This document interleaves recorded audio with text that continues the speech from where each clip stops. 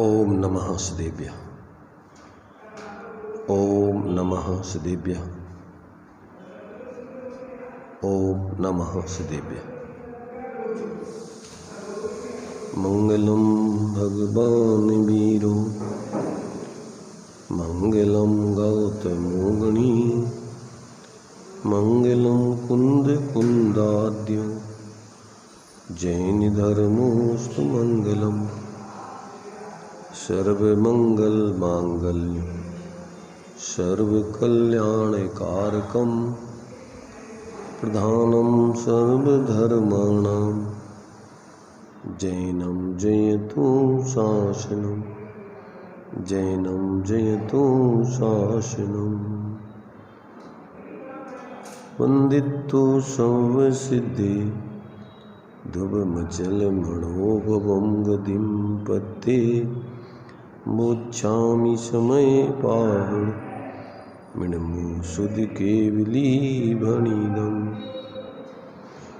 नमः शमयचाराय स्वानुभूत्या चकाशते चित्स्वभावाय भावाय सर्वभावान्तरच्छिदे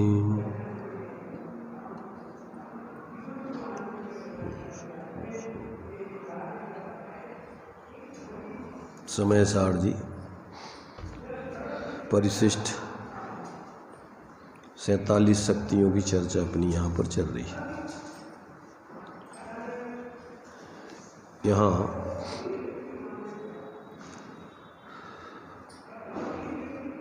8 शक्तियों तक की अपनी चर्चा हो गई थी। आगे है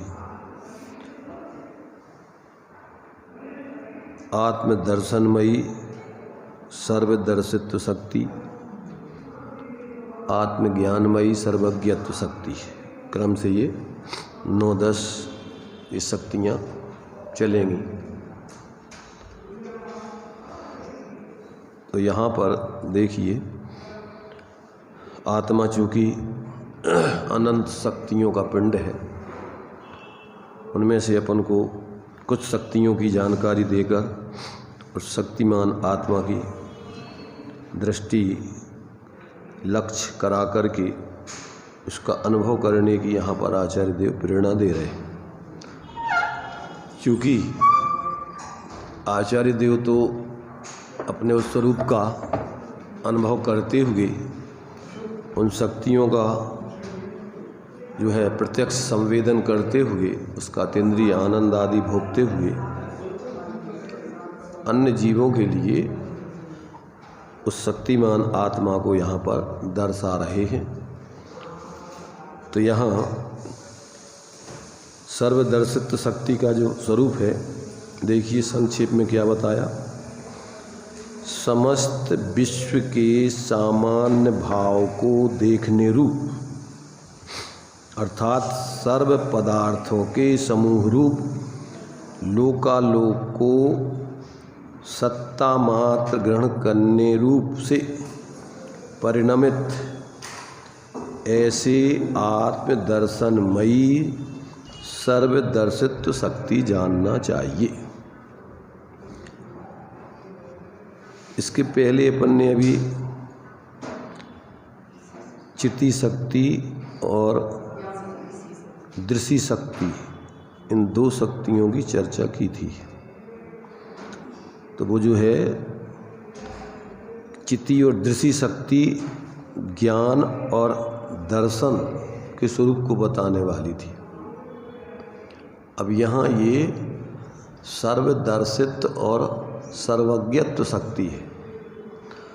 तो वो तो सामान्य सत्ता मात्र, माने वहाँ तो लक्षण उसका दिया था चित्ती शक्ति का अजड़त्व रूप, सामान्य रूप से अजड़त्व रूप चित्ती शक्ति, और ज्ञान शक्ति में चैतन्य स्वरूप। तो वो अपने लिए जीव का ज्ञान दर्शन गुण के माध्यम से वो स्वरूप बताया। और यहाँ आत्मा में वो ज्ञान दर्शन का ही जो पर्याय में सर्वदर्शित्व रूप और सर्वज्ञत्व रूप परिणमन होता है, वो भी सामर्थ्य विद्यमान है। सामान्य ज्ञान दर्शन गुण रूप या चिति दृषि शक्ति रूप से परिणमन, और उसका फिर विशेष रूप से जो है सर्व दर्शन रूप और सर्व ज्ञान रूप जो परिणमन होता है, ये भी सामर्थ्य द्रव्य में है, प्रत्येक आत्मा में विद्यमान है। वो शक्ति प्रत्येक आत्मा में ऐसी है, और उसी शक्ति को जब अंदर में उस आत्मा को अंदर में देखा जाता है तो उसी शक्ति की व्यक्ति होकर के सर्वदर्शित्व सर्वज्ञत्वपना प्रकट होता है। और वो फिर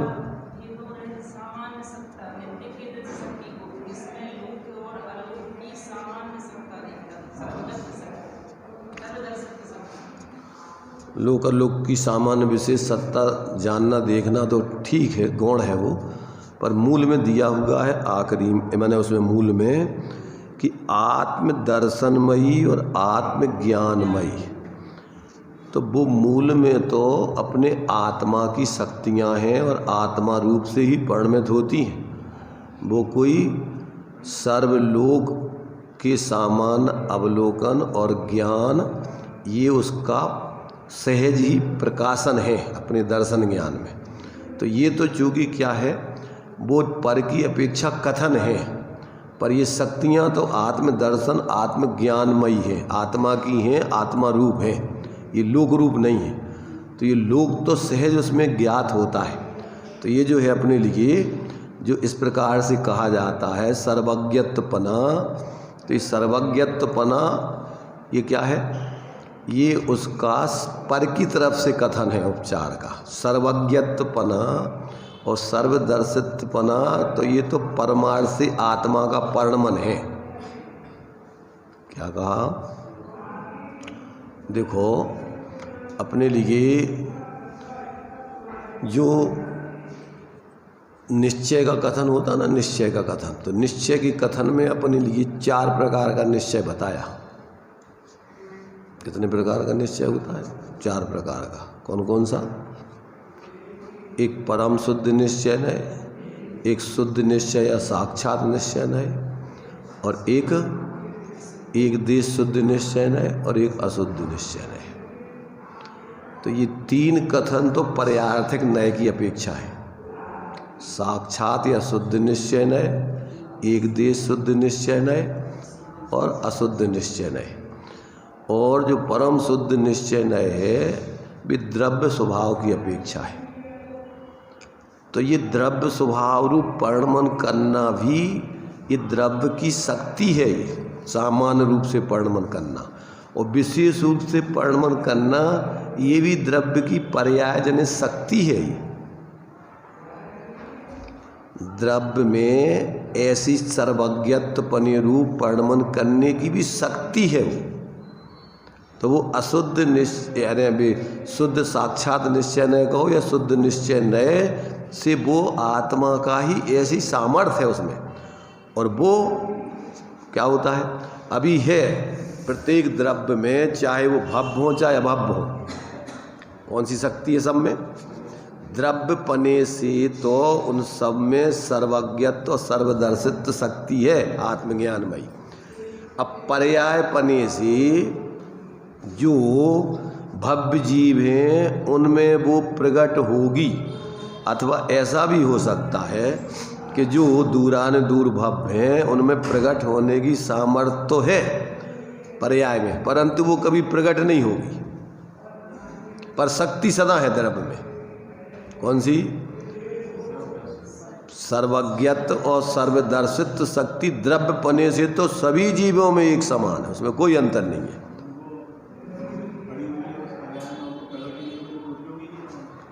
क्या वो फायदा नहीं, फायदा की बात नहीं है, उनके पास वो शक्ति है। पहले तो ये अपन को समझना है, प्रत्येक आत्मा में ऐसी शक्ति है। कैसी? सर्वज्ञत्व सर्वदर्शित्व शक्ति है। अब वो शक्ति का व्यक्तपना होगा नहीं होगा ये दूसरी बात है। पहले तुम्हारे पास संपत्ति माने तुम्हारे पास गड़ा धन है, अब उस गड़े धन को तुम उखाड़ के भोग करोगे नहीं करोगे वो दूसरी बात हो गई, पर तुम्हारे पास है कि नहीं है वो धन, पहले तो ये समझना है। ऐसे ही प्रत्येक आत्मा में ये सब अनंत शक्तियाँ विद्यमान हैं। अब उन शक्तियों की व्यक्तता किन की होगी किन की नहीं होगी ये आगे की बात है।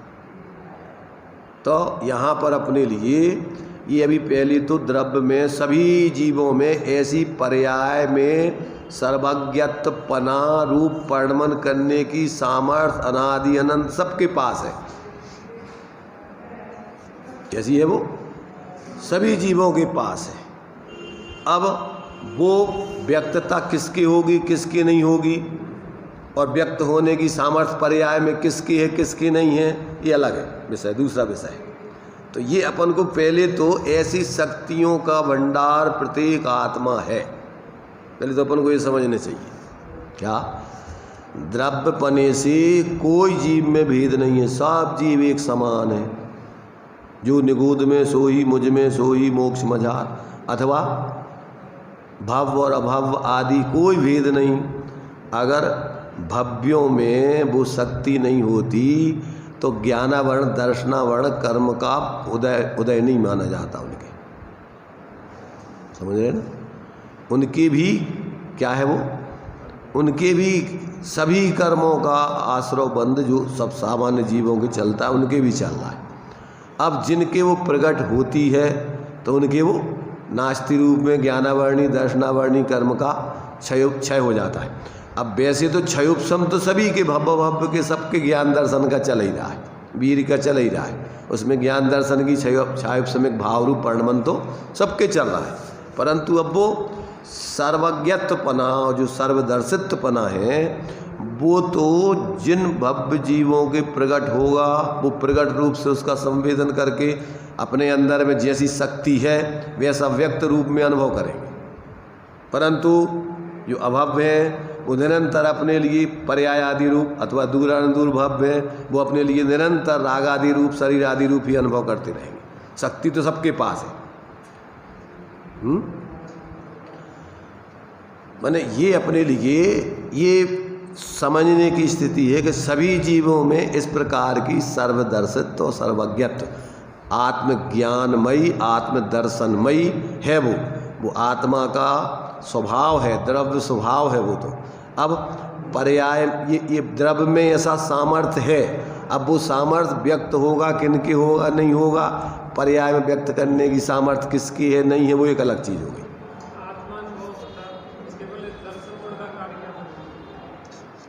चल रहा है दर्शन गुण का कार्य, सब पदार्थों का सामान्य अवलोकन सबके हो ही रहा है।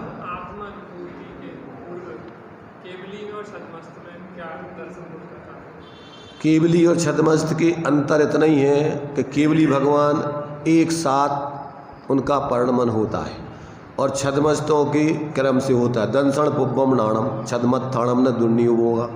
छद्मस्तों के दर्शन ज्ञान उपयोग एक साथ प्रवृत्ति नहीं करती।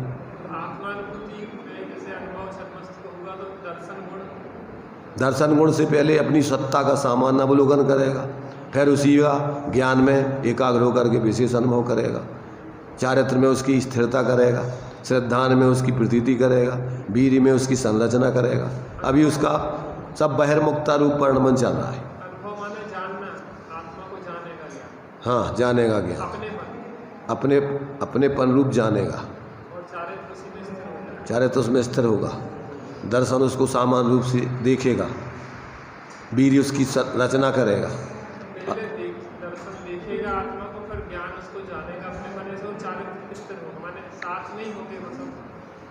अपन को सब कथन तो क्रम से होते हैं, परिणमन तो गुणों का एक साथ चल रहा है।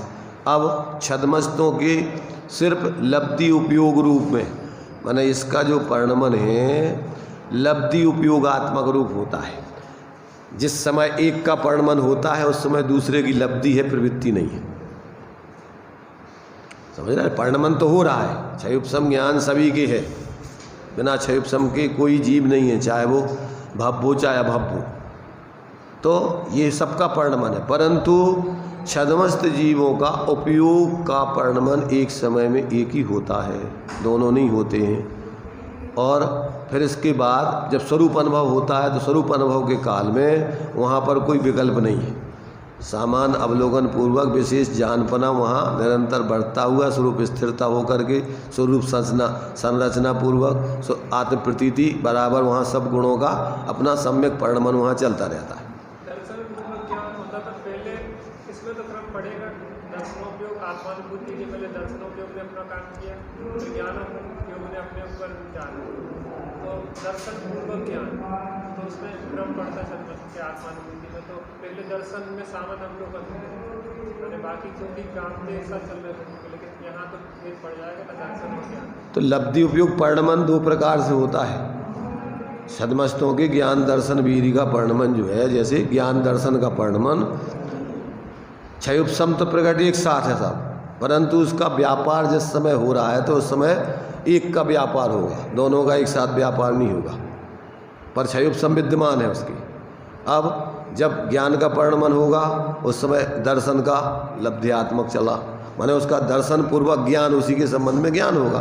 तो ये विशेष रूप से ज्ञान दर्शन भेद है उसी के चेतना के, सामान्य रूप से वो चेतना है और उस चेतना के दर्शन और ज्ञान दो भेद कर दिए। जैसे मोह के दो भेद कर दिए, एक दर्शन मोह, एक चारित्र मोह, सामान्य से वो मोह है। ऐसे ही वहाँ पर दर्शन और ज्ञान चेतना के ही दो भेद है। सामान्य चेतना है, विशेष रूप से उसका क्या है, विशेष रूप से दर्शन ज्ञान चेतना है।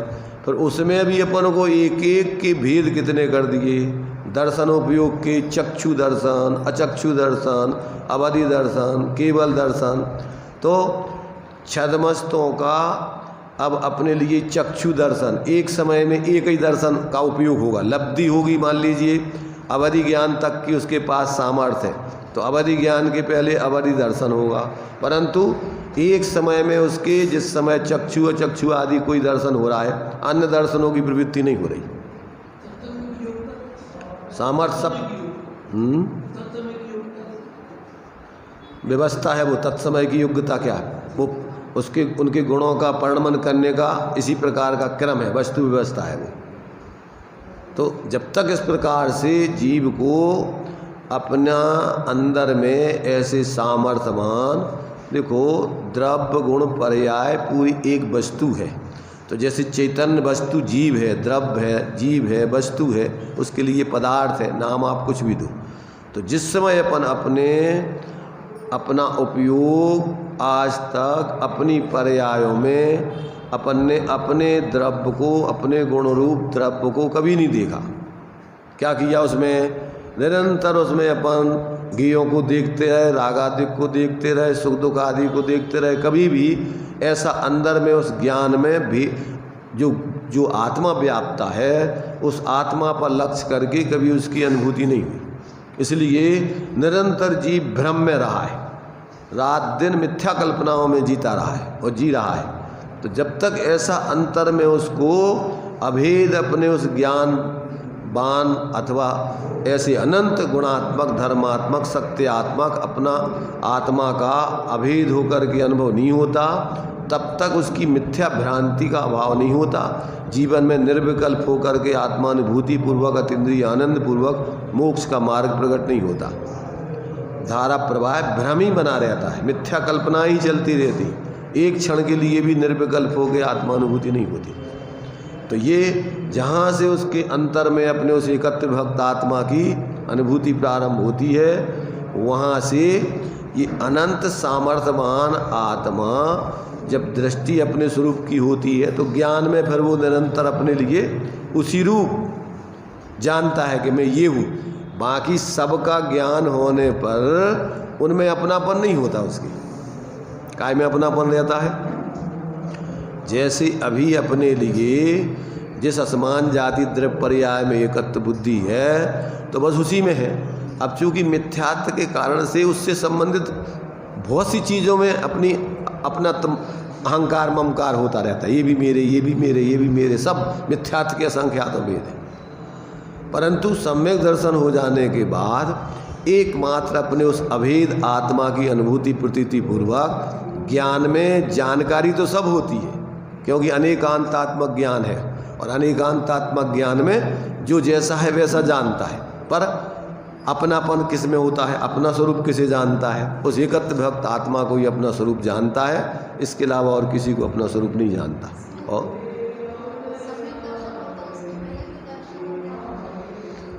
दर्शन कोई सम्यक मिथ्या नहीं होता है। सामान्य अवलोकन हो रहा है तो उसमें आत्मा का अवलोकन नहीं हो रहा है, निरंतर पर लक्ष्य करके पर का सामान्य अवलोकन चल रहा है। आज सामान्य रूप से तो अपने ज्ञान दर्शन में जो पर्याय बरत रही है उसमें आत्मा ही व्याप रहा है, पर उसमें अपना लक्ष्य आज तक उस आत्मा पर नहीं है। काय पर लक्ष्य है? सब पर गे रागादेक शरीरादेक इन सब पर है, पर उस जानने वाले देखने वाले अंदर अपने स्वरूप पर अपना लक्ष्य नहीं है। उसमें अपनी क्या है, अभेदता करके अनुभूति नहीं है। तो इसलिए भ्रम से निरंतर शास्त्रों से कदाचित जान ले, पर अहमपना अपनी इस असमान जाति द्रव्य पर्याय आदि में भी चलता है। जैसे मान लीजिए मोक्ष मार्ग प्रकाशक जी में दिया कि जो 9वें ग्रेव तक जाने वाला द्रवलिंगी मुनि है वो बातें तो सब करेगा कि मैं चेतन आत्मा हुई हूँ, परंतु उसकी अहमपना काय में चलता है, अहमपना उसकी असमान जाति द्रव्य पर्याय में ही चलता रहता है। मैं मुनि हूँ और मुनि के योग्य कार्यों में बिल्कुल सावधानी रहती, जितने ये कार्य हैं उनको बिल्कुल पूर्ण निर्दोषता से पालन करता है, और उसी में धर्म बुद्धि है। अगर उसमें नहीं हो तो वो 9वें ग्रेव तक नहीं जा सकता है। इतनी निर्दोषता से पालन करता है, भावलिंगी संत के तो दोष लग जाए परंतु वो दोष नहीं लगाता बुद्धिपूर्वक। इसलिए वो शब्दों में शास्त्रों के आधार से तो बहुत कुछ बोलता है। जैसे दृष्टांत दिया ना, क्या दृष्टांत दिया? लड़के का दृष्टांत दिया मोक्ष मार्ग प्रकाश कि लड़का लड़की का स्वांग धारण करके बातें एक्टिंग तो सब लड़की की करे, पर भाव भाषण काय का है उसको लड़के पने का। ऐसे ही मिथ्या दृष्टि को बातें शास्त्रों से सुनकर के चिंतन मनन से सब आत्मा की करेगा, पर भाव भाषण आत्मा का नहीं है। उसका भाव भाषण तो उसके लिए सब शरीर आदि राग आदि गे आदि इन्हीं का भाव भाषण चलता है। इसलिए उसका मिथ्यात्व दूर नहीं होता है। जब तक व्यक्ति को अंतर में ऐसे अपने एकत्व विभक्त आत्मा की निर्विकल्प अनुभूति नहीं होती, तब तक उसके मिथ्यात्व का नाश होता नहीं। इसलिए ये अपने लिए सारी बातें समझ करके वो जात्यंतर पुरुषार्थ होता है। मोक्ष मार्ग का पुरुषार्थ जो आज तक अपना चला है, उस पुरुषार्थ से कोई अलग प्रकार का पुरुषार्थ होता है। और जब तक वो व्यक्ति का अंतर्मुक्ता वाला पराश्रय का अवलंबन छोड़कर जब तक स्वाश्रय का अवलंबन इसकी नहीं होता है, तब तक उसके जीवन में मिथ्यात्व का अभाव आदि नहीं होता है। तो ये प्रक्रिया जो है ये अंतर्मुक्ता से अंदर में संवेदन करने वाली प्रक्रिया है। तो इसको अब इसके लिए देखो बाहर की उठापटक से इसका कोई संबंध नहीं। माने ये चूंकि चारों गतियों के जीव कर सकते हैं, अब चूंकि चारों गतियों में वहाँ बाहर से तो कुछ नरक में है, देव पर्याय में है, तो वहाँ तो फिक्स व्यवस्था है, जो कुछ है वही है सब करना। उन्हीं में सिर्फ एक जात्यंतर अंदर में अपने स्वरूप का संवेदन करना अलग चीज़ है। और बाहर की प्रवृत्ति जो उदय प्रमाण है, उसी उदय प्रमाण प्रवृत्ति की बाह्य प्रवृत्तियाँ उनकी धारा प्रवाह सब चलती, पर उससे हट कर के ये प्रवृत्ति अंदर में अपने स्वरूप की संवेदन की वो कर लेता है। तो ऐसा जो है यहाँ अपने लिए इन सब शक्तियों का जो स्वरूप है, चूँकि ये आत्मा की शक्तियाँ हैं और ये आत्मा में व्याप्ति हैं, और ये आत्मा को ही देखने से उसका संवेदन होता है।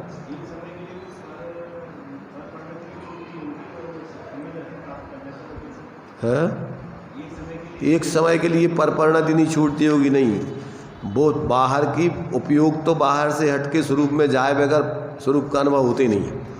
तो वो तो बाहर से दिखने वाली प्रक्रिया नहीं है, वो तो स्वयं के संवेदन वाली प्रक्रिया है। वो स्वयं संवेदन कर सकता है, वो दूसरे व्यक्ति उसको बाहर से नहीं समझ सकते। क्या माने बाहर में तुम्हारे लिए उसकी बाहर की प्रवृत्ति से तुम नहीं उसका मूल्यांकन कर पाओगे, वो तो अंदर का उसका संवेदन है। अब वो संवेदन अब वो समझ सकता है उसको, उसके लिए वो संवेदन वो समझ सकता है। इसलिए बाहर का वो प्रवर्तन नहीं है, वो अधिक भाव नहीं है, वो स्वाश्रित भाव है, वो अपने निरपेक्ष भाव है। और वो निरपेक्ष भाव का संवेदन व्यक्ति अंतर में जब जुड़ जाता है तो उसको स्वयं होता है। इसलिए वो प्रक्रिया जो है जीव की, वो अंतर्मुक्ता वाली जो है, उसकी प्रैक्टिकल स्वयं जब करता है तो वो प्रकट होकर के वो स्थिति बनती है। दर्शन को भी निर्विकल्प कहते हो, चारित्र में भी जब स्वरूप स्थिरता होती है उसको भी निर्विकल्पता कहते हैं, तो इन दोनों में अंतर क्या है? ये दर्शन जो है सत्तावलोकन मात्र है, वो स्वरूप की स्थिरता वाली निर्विकल्पता, बाहर के राग द्वेष के विकल्पों से रहित कहने वाली विकल्पता है। दोनों है, शब्द तो एक ही है परंतु उसका स्वरूप अलग अलग है। वो स्थिरता रूप है, वो दर्शन जानकारी रूप, माने उसके देखने रूप है, सिर्फ सामान्य सत्ता को देखना और उसमें स्थिरता होना।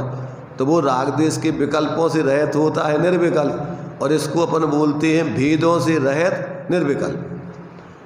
ज्ञान सविकल्प है और दर्शन निर्विकल्प है। तो यहाँ जानने भेद माने अलग अलग ज्ञेयों को नहीं जान करके सामान्य सत्तावलोकन बताना है यहाँ निर्विकल्पता में, और वहाँ राग द्वेष के अभाव रूप वाली स्थिरता बताना है। तो शब्द वो ही है परंतु दोनों का अर्थ अलग अलग है। एक शब्द होने पर भी अर्थ अलग होते, इसलिए शब्दों में कहाँ कौन सा शब्द किस अर्थ को बताने के लिए प्रयोग किया जा रहा है वो अपने ज्ञान में आना चाहिए। तो यहाँ तो सिर्फ ज्ञेयों को अलग अलग न जान करके मात्र उसका सत्ता का आभास मात्र होता है, वो उस अपेक्षा में निर्विकल्प कह रहा है। विकल्प माने यहाँ नाना ज्ञेयों को जानना, उसका नाम विकल्प है, और निर्विकल्प माने अलग अलग ज्ञेयों का भेद नहीं करना, सत्ता मात्र को देखना, उसका नाम निर्विकल्प। और वहाँ निर्विकल्प का अर्थ होता है राग द्वेष से रहित स्वरूप स्थिरता रूप निर्विकल्पता, इसलिए वो दूसरा अर्थ है उसका। तो कहाँ कौन सी बात किस अपेक्षा से चल रही वो अपन को ज्ञान में नहीं आएगी जब तक, तब तक अपने लिए क्या है कि शब्द तो बोलेंगे पढ़ेंगे पर उसका भाव भाषण कुछ नहीं होगा। जैसे दर्शन में एक पदार्थ से दूसरे पदार्थ को देखा तो कहते हैं कि एक बार आत्मा स्पर्श करके फिर एक ये से वो विवक्षा दूसरी है, वो सठखंडागम की, ये समय सार की विवक्षा नहीं है। वो उसमें कुछ नहीं, उसमें तो ये बता रहे हैं कि दर्शन का कार्य आत्मावलोकन का ही है, पर के जानने का नहीं है। वहाँ वो विवक्षा दूसरी बताते, आत्मावलोकनम दर्शनम, और दर्शन और आत्मा अवलोकन दर्शन है और आत्मा को सामान्य में लिया है। सामान्य का अर्थ किया आत्मा, उसमें कोई भेद नहीं है सामान्य रूप से। तो वो जो है दर्शन में अपनी आत्मा का ग्रहण है और ज्ञान में ज्ञेयों को ग्रहण है, और स्वपर प्रकाशी आत्मा है। आत्मा में दोनों गुण हैं, इसलिए वो स्वपर को आत्मा जानती है। तो ऐसा वो विभाग वो दूसरा है। द्रव्य संग्रह जी की 43-44वीं गाथा की टीका में इस विषय को खोला है विशेष, तो उसमें जो है वो 2-3 गाथाओं में स्पष्ट किया है। तो ये जो है वो सठखंडागम कार जो आचार्य देव हुए हैं, तो उसमें उन्होंने जो है आत्मावलोकनम दर्शनम और सामान्य का अर्थ आत्मा किया है। तो प्रत्येक आत्मा क्या करती है कि प्रत्येक आत्मा जो ज्ञेय का विशेष रूप जानपना होता है, वो चूँकि सामान्य सत्ता आत्मा में ही होता है। अब वो जब भी आप उस विशेषों को कहने को जाओगे तो पहले जिस आत्मा में वो पदार्थ ज्ञात हो रहे हैं उस आत्मा पर लक्ष्य ले जाओगे। जैसे मान लो ये देखो आप कि जब आप दर्पण में चेहरा देखोगे तो पहले दर्पण को देखोगे कि चेहरा देखोगे?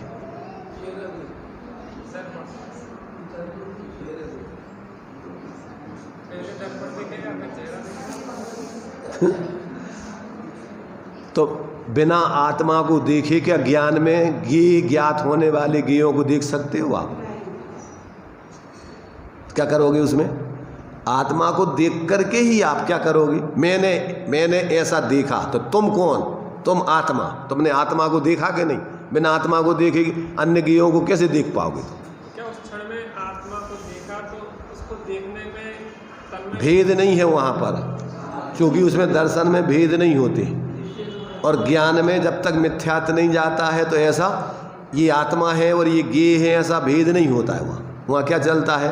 वहाँ एक माने उसमें दोनों में भ्रांति चलती रहती है उसकी। जो दर्पण में देखो, दर्पण में सामान्य दर्पण और विशेष दर्पण, उसमें चेहरा तो है नहीं। पहली चीज क्या है दर्पण में? चेहरे के निमित्त से अपने चेहरे जैसा विशेष परिणमन हो रहा है, और चेहरे के बिना, माने बिना नहीं, उसके रहते हुए, और उसमें सामान दर्पण का भी स्वच्छ पने रूप परिणमन हो रहा है। दो चीजें उसमें चल रही। तो जिसको भेद विज्ञान होता है वो उसमें समझ सकता है कि ये जो सामान, जब अपन कभी जब बाजार में जैसे खरीदने जाते हैं ना दर्पण, तो उस समय अपन चेहरे को गौण करते हैं। वहाँ क्या देखते हैं? उस दर्पण की स्वच्छता देखते हैं। और जिस समय आप खरीद के आ गए, इसके बाद अपन फिर दर्पण नहीं देखते, दर्पण की तरफ लक्ष्य नहीं, काय की तरफ लक्ष्य है, पर अपन हर बार जब देखेंगे तो चेहरा देखेंगे। तो ये तो देखने का टेक्निक है। ऐसे ही अंतर में जब विशेषों को गौण करके सामान्य को देखा जाता है, तो उसमें अपना सामान्य अवलोकन पूर्वक आत्मा की अनुभूति होती है, और वो अनुभूति के संगे अनंत गुणात्मक स्वरूप स्थिरता, वीर की संरचना आदि, फिर आत्म प्रतीति एक ही संगे होते सब। सम्यक साथ है हो ज्ञान पे भिन्न आराधो, लक्षण श्रद्धा जान दो में भेद। उसमें समय भेद नहीं है। जिस समय आत्मा की अनुभूति उसी समय आत्म प्रतीति, पर उसमें एक ही वस्तु में अपन कारणकारीपन गुणों के आधार से मानते। क्या मानते हैं? सम्यक कारण जान ज्ञान कारज है सोई, युगपत होते हु प्रकाश दीपक ते जोई। सम्यक दर्शन और सम्यक ज्ञान कब होता है?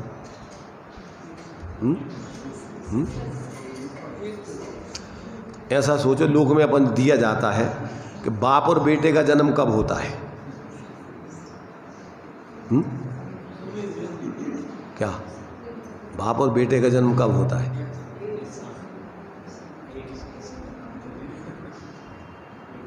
जिस समय बेटा पैदा हुआ उसी समय उस पर बाप पना आया। जिस समय वहाँ पर आत्मानुभूति चल रही है, पर जिस समय आत्म प्रतीति हुई उसी समय जो आत्मानुभूति है वही सम्यक ज्ञान नाम प्राप्त करेगी।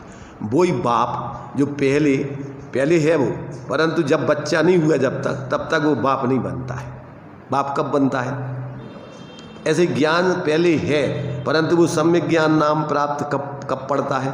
कि जिस समय आत्मा की प्रतीति हुई उसी समय आपको वो ज्ञान सम्यक ज्ञान नाम प्राप्त करेगा।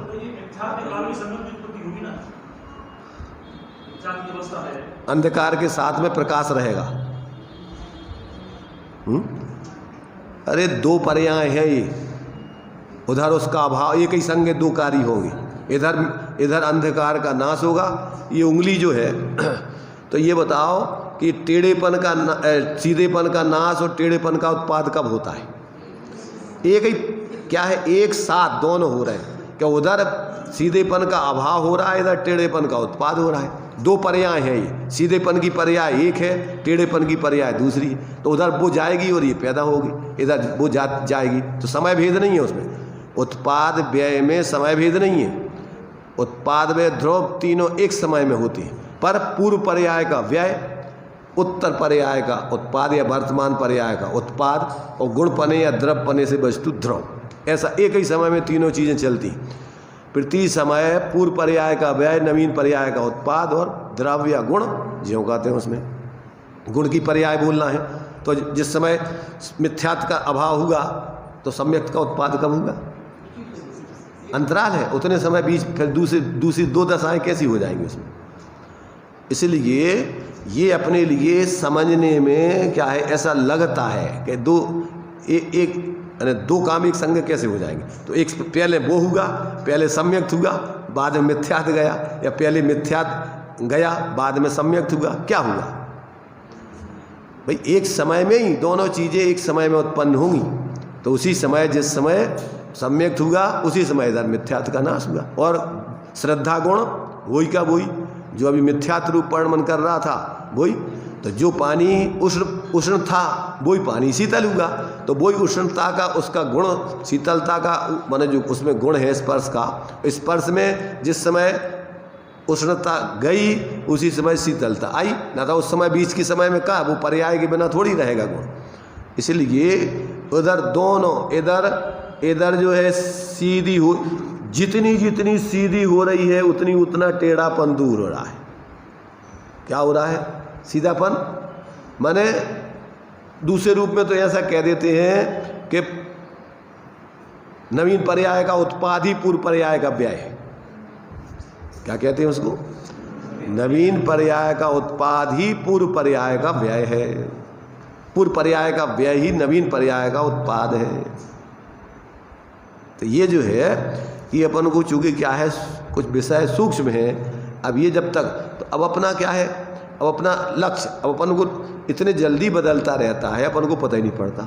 तो आज तक अपना लक्ष्य ज़्यादातर परोन्मुखी लक्ष्य चलता रहा, परोन्मुखी चलता रहा। आज तक अपना जो है अपना स्वोन्मुखी लक्ष्य कभी हुआ ही नहीं। तो ये जो है, जो अपने आत्मा में सर्वदर्शित्व और सर्वज्ञत्व शक्ति है, वो आत्मदर्शन आत्मज्ञानमय है। वो ज्ञान और दर्शन आत्मामय है और वो पर्याय भी आत्मामय है। वो पर रूप नहीं है, पर तो उसमें सहज ही ज्ञात होते, पर उसका स्वभाव है ऐसा। कैसा है वो कि आत्मज्ञानमय आत्मदर्शनमय रहते हुए सारे पदार्थ उसमें ज्ञात होते हैं। ऐसा सोचो अपन कि जो निश्चय व्यवहार है, वो निश्चय व्यवहार में क्या है, समय भेद है कि एक ही समय में? देखो, नियम सार में ऐसा एक प्रश्न उठाया है कि अगर सर्वज्ञ भगवान को अपन ये कहें कि सर्वज्ञ भगवान व्यवहार से आत्मा को नहीं जानते, ऐसा कहें तो कहते हैं क्या दोष है। और अगर ऐसा कहें कि सर्वज्ञ भगवान निश्चय से पर को नहीं जानते, एक ही पर्याय चल रही है, केवल ज्ञान की पर्याय है। उसी पर्याय को दो तरीके से कथन किया जा रहा है। देखो, अभी अपन अपने से समझो। अभी अपन निश्चय से कहें तो अपन कहें कि निश्चय से हम शरीर में नहीं हैं। सही है कि गलत है? और हम कहें कि व्यवहार से हम शरीर में हैं, व्यवहार से हम आत्मा में नहीं हैं। कहाँ हैं हम? शरीर में हैं।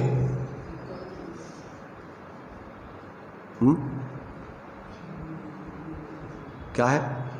देखो, विवक नए सम्यक होते हैं, मिथ्या नहीं होते हैं। एक ही साथ आपके लिए ये नयों का ज्ञान होना चाहिए। ऐसा नहीं है कि उस समय, जिस समय आप कह रहे हो कि हम शरीर में नहीं हैं, उस समय तुम शरीर में नहीं हो, उसी समय तुम शरीर में हो कि नहीं है? सिद्धालय में हो। जिस समय आपको कहा जा रहा है कि आप शरीर में नहीं हो, कितने परसेंट? 100%। कहाँ हो तुम? अपने आत्म प्रदेशों में हो। और उसी समय अणुगुरु देह पमाणो, उसी समय आप शरीर में हो। कितने परसेंट? 100%। विभाव व्यंजन पर्याय उसी समय है तुम्हारी कि नहीं है? और वो विभाव व्यंजन पर्याय आत्म प्रदेशों मय है कि शरीर प्रदेशों मय है? पर संयोग रूप में शरीर है कि नहीं है? तो वो 100% है कि नहीं है? अगर तुम उसका निषेध करते हो तो ये तुम्हारा नयों का ज्ञान नहीं है। अपन कहो, ऐसा कभी कभी क्या कर देते हैं अपन बोलते हैं कि वास्तव में व्यवहार तो झूठा है, झूठा है व्यवहार। सम्यक ज्ञान झूठा होता है।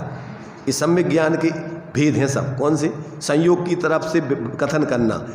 जब अपन सर्वज्ञपना कह रहे हैं तो उस समय ज्ञान के गे निमित्त रूप में सारा लोकालोक बन रहा है कि नहीं बन रहा है? और वो जो उनकी अवस्था सर्वज्ञपनी रूप हो रही है, वो गे रूप है कि आत्म रूप है? तो निश्चय से वो क्या है? निश्चय से वो आत्मामय हैं कि गे लोकमय है? और व्यवहार से वो जो उनकी अवस्था हो रही है उसमें निमित्त लोकालोक है कि नहीं है? निमित्त का निषेध करो तो ये भी मिथ्यात है। एक ही साथ में दोनों चीजें, निश्चय व्यवहार, समझने के लिए दो अलग अलग हैं। वस्तु स्वरूप तो एक ही समय है वो, उसी समय सारा लोकालोक निमित्त रूप में उनके सर्वज्ञपने के ज्ञान में निमित्त हो रहा है, और उसी समय उनकी ज्ञान की पर्याय सर्वज्ञत्व पने रूप परिणमित हो रही है। तो वो आत्मामय है कि लोकमय है? व्यवहार से अपन बोलते हैं सर्वव्यापी एक चिद्रूप है, संगे दोनों चीजें बोल रहे हैं। सर्वव्यापी एक चिद्रूप है, स्वरूपाये परात्मने सोपलब्धि प्रसिद्धाय ज्ञानानंदात्मने नमः।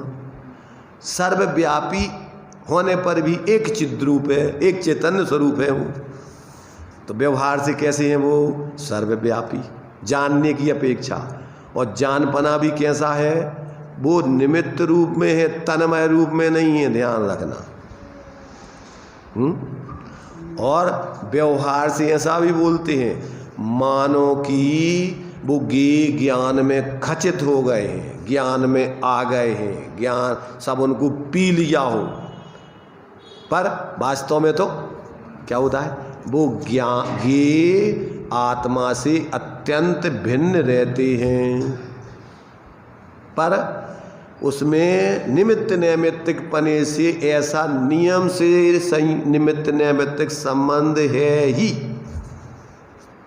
तो वो सर्वज्ञ पने का जो जानपना है, वो सर्वज्ञ पने का ज्ञान जानने की अपेक्षा झूठा नहीं है,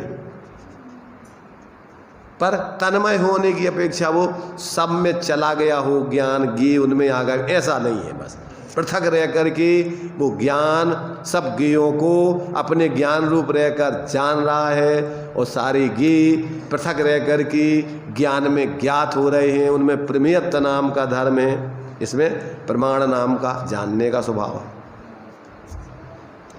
तो जो ज्ञानी जीव होते हैं वो अपने क्या है, सकल की ज्ञायक तदपि निजानंद, उनको विकल्प नहीं है। ये तो समझने वाले छदमस्त विचार कर रहे हैं, सर्वज्ञ भगवान कोई विचार नहीं करती।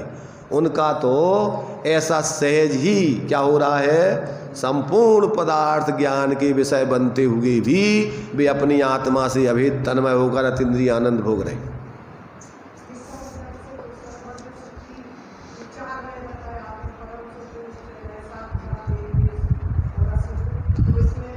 परम शुद्ध निश्चय नय से द्रव्य रूप है वो, और साक्षात निश्चय नय से वो पर्याय रूप है। क्या कहा? परम शुद्ध निश्चय नय से वो द्रव्य रूप है, और साक्षात निश्चय नय से वो वो पर्याय रूप है। क्यों? कि उस पर्याय में इस प्रकार से जानपने रूप, देखने रूप परिणमन होता है, और वो शक्ति काय में है? वो द्रव्य में है। अभी अपनी वो शक्ति द्रव्य पने रूप है। जब वो सर्वज्ञ बन जाता है, सर्वदर्शी बन जाता है, तो पर्याय में व्यक्त हो जाती है। तो उस समय वो पर्यायार्थिक नय से भी सर्वज्ञत्वपना, सर्वदर्शित्वपना, शुद्ध निश्चय नय का विषय है। और उसी समय वो द्रव्यार्थिक नय से वो शक्ति द्रव्य में सदाकाल है ही, और उसी के कारण से प्रति समय उसमें नई नई पर्याय सर्वज्ञत्व सर्वदर्शित्व पने की प्रकट होती रहती है। अगर नहीं हो द्रव्य में तो कहाँ से आएंगी पर्याय? एक पर्याय के बाद सब नष्ट हो जाएगा।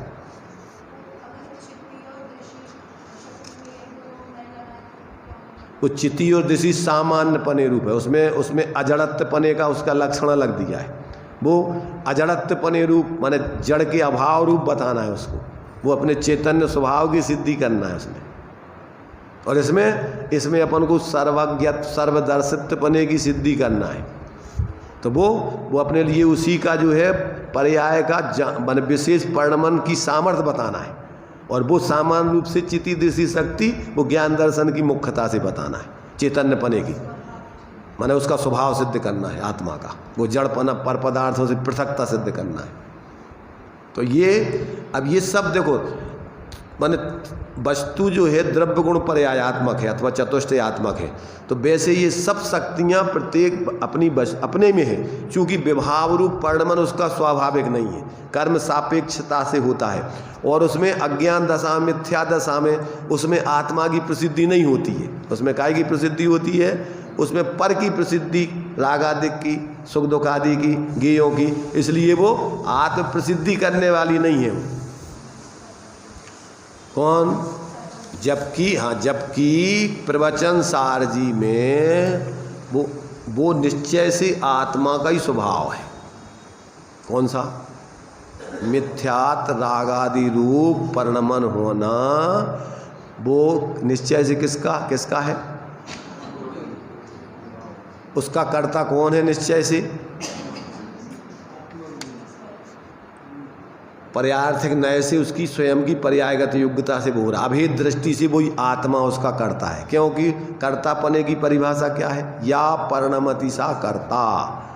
तो जिस समय जीव जिस पर्याय रूप परिणमन कर रहा है उस समय जीव उसी पर्याय का कर्ता है। सोहो जुत्तो सोहो, असो जुत्तो असो, शुद्धो जुत्तो शुद्धो। तो अभेद दृष्टि से विचार करो पर्यार्थिक नय से, तो उन पर्यायों का कर्ता वही द्रव्य है। भेद दृष्टि से करो तो उस समय की क्या है? वो पर्याय सट कारकों से अपने स्वयं अशुद्ध पर लक्ष्य करके परिणमित हो रही है। तो ये सारी बातें देखो क्या है, बहुत समझने के लिए अपने लिए बहुत सारे विषय हैं।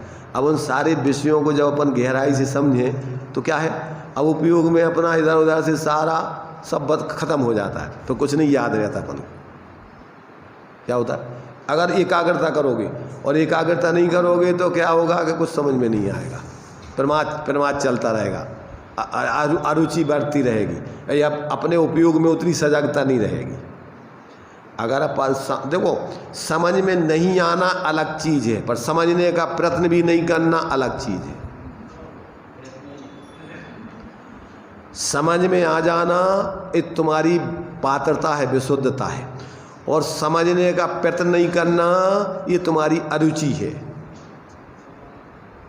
और जो जीव समझने में प्रयत्न करता है उसकी नियम से विशुद्धि बन करके उसके लिए आगे क्रम से पात्रता बनती है।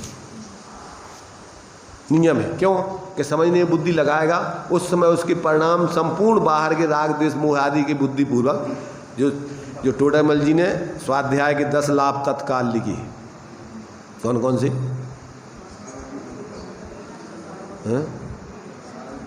5 पापों से प्रवृत्ति रुक जाती है, कसाएं उस समय सब मंद होती हैं, 5 इंद्रिय मन के विषयों से भी अपना परिवर्तन रुक जाता है, अति चंचल मन शांत हो जाता है, अल्प स्तूक ज्ञान होने पर भी लोकालोक का ज्ञान हो जाता है, साथ ही साथ पुण्य का बंध होता है, परिणाम स्वरूप सन्मुख होते हैं। तो ऐसे तत्काल स्वरूप अनुभव और मोक्ष तो दूर ही रहो, स्वाध्याय करने वालों को साथ ही साथ पुण्य का बंध, लोक में यश प्रसिद्धि विशेष होती है। तो ये चीज़ें अपन को जिस समय उपयोग लगाते हैं उस समय अपने परिणामों में सहज इतनी विशुद्धता होती है, और धीरे धीरे आपकी विशुद्धता बनने से ज्ञान खिलता है, और कि मंद निगोज से जीव निकलता है तो मंद कसाय के बल से तो निकलता है, मनुष्य बनता है। ऐसे जब अपन इसमें उपयोग लगाएंगे तो कसाय की स्थिति अनुभाग कम पड़ेगा कर्मों बंधन में, तो ज्ञानावर्णी दर्शनावर्णी आदि घातीय कर्मों का भी स्थिति अनुभाग कम पड़ेगा, बंधे हुए कर्म भी बदलते हैं, पुण्य पाप रूप कर्म पुण्य रूप परिणमित हो जाते, तो उसमें विशुद्धता बनने से ज्ञान खिलता है और फिर उसमें पात्रता बन करके समझ में आने लगता है। इसलिए समझ में नहीं आना भी अपने लिए कोई हानिकारक नहीं। समझ में नहीं आने पर भी ये समझ में आता रहे कि अभी हमारी समझ में नहीं आ रहा है, पर समझने का प्रयत्न पूरा चल रहा है, तो समझ लेना अगर तुम्हारी ज्ञान की उपयोग की जागृति है, तुम्हारा स्वाध्याय चल रहा है। इसी का नाम तो स्वाध्याय है। कि समझ में नहीं आवे हो क्या तो अब तो समझ गए, तो ज़्यादा तुम्हारी मूर्खता है। समझ में नहीं आ रहा है ये समझ में आता रहे और प्रयत्न जारी रहे समझने का, ये तुम्हारा स्वाध्याय चल रहा है, और एक दिन समझ में आएगा। क्यों नहीं आएगा? आत्मा में है सामर्थ्य तो समझेगा। इसलिए अपन को ये सर्वोत्कृष्ट तप है स्वाध्याय। और चीज़ों में इतना उपयोग एकाग्र नहीं होता है, और चीज़ों में तो उपयोग भटकता रहता है, कुछ करता कुछ रहता है और काम उपयोग कहीं भटक, पर इधर उपयोग इसमें लगाएगा तो कहीं उपयोग नहीं जाता। एक मात्र पूरा विषय कंसंट्रेट होकर के, एकाग्र होकर के मात्र विषय में ही लगा रहता है। तो इस प्रकार से ये प्रत्येक आत्मा में ऐसे द्रव्य रूप से सर्वदर्शित्व सर्वज्ञत्व शक्ति है, परंतु जब ये जीव सर्व स्वरूप आत्मा को, सर्वदर्शित्व स्वरूप आत्मा को अंदर में लक्ष्य करके देखता है तो पर्याय में वो सर्वदर्शित्व सर्वज्ञत्व शक्ति प्रकट होती है। और वो क्रम क्रम से क्या है कि जो दूज का चांद है बढ़ते बढ़ते यही सम्यक ज्ञान रूप पर वृद्धि करते करते केवल ज्ञान रूप सर्वज्ञत्व सर्वदर्शित्व रूप परिणमित होकर के और पूरी आत्मा आपकी जैसी है वैसी की वैसी तुम्हारे पूर्ण ज्ञान में, दर्शन में, अनुभव में पूरी आकर के अभेद तन्मय होके ऐसा अनंत सुख निराकुलता आदि जो कुछ भी है वो सब वेदन में आता है और उसके लिए बाहर का कुछ भी विकल्प नहीं होता है। चलिए।